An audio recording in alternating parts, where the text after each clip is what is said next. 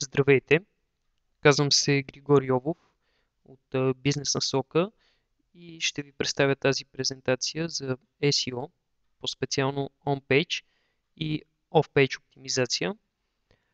Първо, защо е необходимо SEO, Search Engine Optimization или така наречената оптимизация за търсещи машини.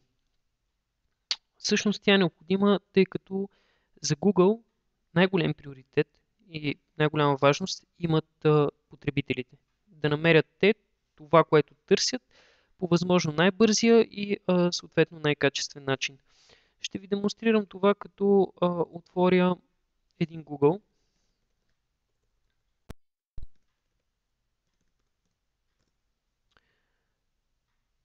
И да кажем, ако търсим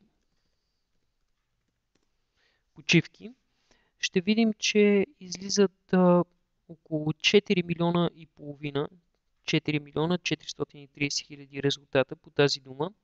Тоест това е едно огромно количество информация, с което Google разполага, и за да бъде максимално полезно то за потребителите, Google трябва да го подреди да подреди тези резултати по начин, по който всъщност те ще носят най-голяма полезност за потребителите.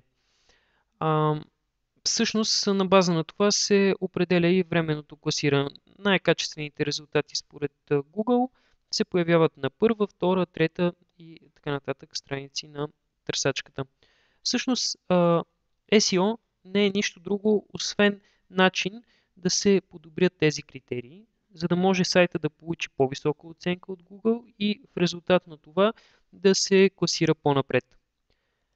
SEO се разделя главно на две големи части. Първата е On-Page оптимизация, а втората Off-Page оптимизация.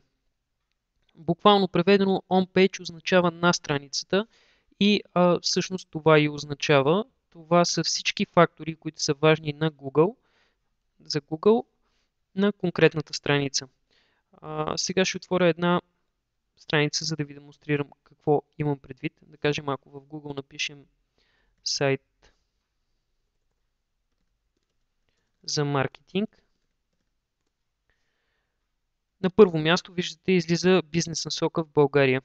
Това е блог, който ние поддържаме от около 2 години. Той се класира доста добре по маркетинг. Всъщност какво е важно за Google на самата страница? Абсолютно всичко. Като започнем от домейна на уебсайта, минем през заглавието, съответно текста на самата страница, заглавията на отделните статии, снимките, линковете, където ги има в самия текст, къде сочат, какъв е техния брой. Абсолютно това са наистина много критерии, от които Google се интересува. Също така, голяма важност за Google има и самия код на страницата. Тук има много компоненти, които могат да се променят и да доведат до по-високо качество. Сега няма да се спираме на тях, просто ги отбелязваме. Всъщност в България, тъй като SEO е сравнително ново явление, а и голяма част от сайтовете са правени преди доста години, се наблюдава значително изоставане по тези компоненти.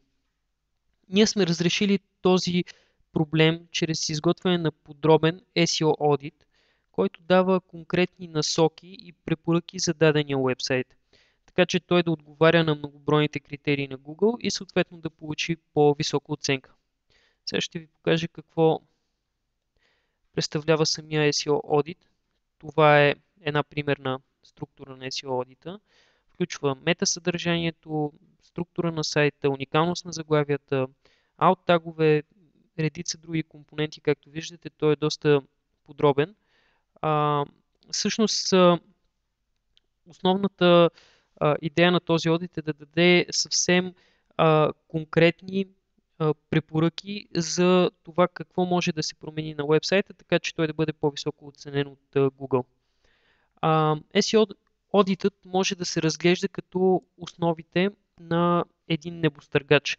той е ключово звено в работата и без него е невъзможно даден уебсайт да има добри резултати в дългосрочен план. Въпреки голямата си важност обаче, on-page оптимизацията е отговорна едва за 20% от доброто представяне на сайта в дългосрочен план. Останалите 80% се дължат на off-page оптимизацията, която е по-продължителна и трудоемка в времето. Всъщност това е процес по набиране на качествени тематични връзки от други сайтове към вашия. Той има дългосрочен положителен ефект за сайта, към който се прилага. Защо е важен off-page оптимизацията? Както в живота, така и в интернет не е достатъчно само да имате много силни лични качества, но трябва да имате и правилен подход и отношение към другите, за да имате успех. On-page оптимизацията е всъщност, образно казано, работа върху личните качества на вашия вебсайт, а on-page оптимизацията е на практика всичко останало.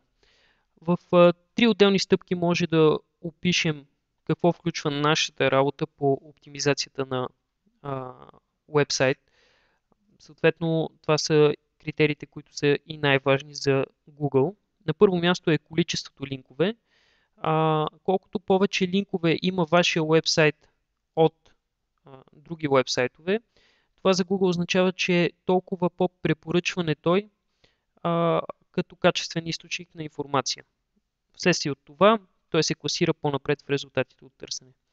Следващата стъпка е тематичното обвързване на дадените вебсайтове. Много е важно за Google линковете, които вашия сайт е получил като препоръки от други сайтове, всъщност да бъдат от сайтове, които са тематично свързани с вашия вебсайт. Да кажем, ако имате вебсайт, който е на тема туризъм, но сте получили линк от вебсайт, който е на тема пчеларство, то тогава Google няма да възприеме този линк с достатъчно голям авторитет, така че той да бъде максимално полезен за вас.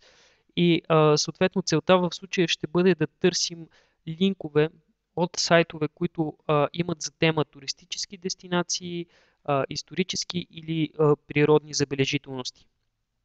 Следващата, трета стъпка от работата по външната оптимизация, изграждането на линкове, е плавното нарастване във времето.